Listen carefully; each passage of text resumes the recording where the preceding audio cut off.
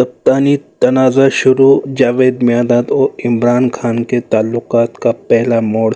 जब पाकिस्तान क्रिकेट की तारीख का एक नया बाब लिखा जा रहा था, दो नाम नुमायां थे, जावेद मियांदाद और इमरान खान। एक नौजवान बल्लेबाज से कायद बनने की राह पर था, दूसरा पहले ही कायद और कौमी लेजेंड की हैसियत इख्तियार कर चुका था। इब्तिदा में दोनों के ताल्लुकात मुस्बत थे, एक दूसरे की सलाहियत, इज़्ज़त और जज्बे को जानते थे, लेकिन जल्द ही एक तनाज़े की लहर ने रास्ता इख्तियार कर लिया।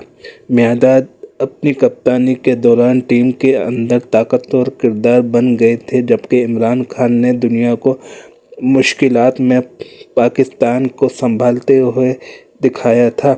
1983 में जब मियांदाद भारत के खिलाफ 280 रन्स नॉट आउट का कारनामा अंजाम दिया, तब उन्होंने साबित किया कि वो बैटिंग में अजीम हैं, लेकिन कप्तानी और टीम मैनेजमेंट में सवाल उठने लगे। मियांदाद खुद तस्लीम करते हैं कि उन्हें महसूस हुआ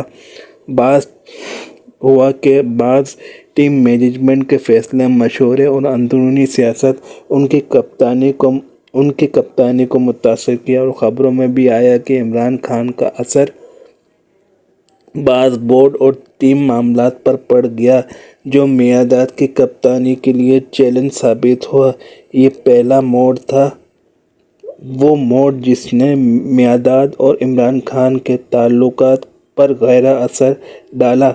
अगले पार्ट्स में हम देखेंगे कि किन किन अनासिर ने टीम में इख्तिलाफात को जन्म दिया और किस तरह कप्तानी से हटाने की साजिशें सामने आईं।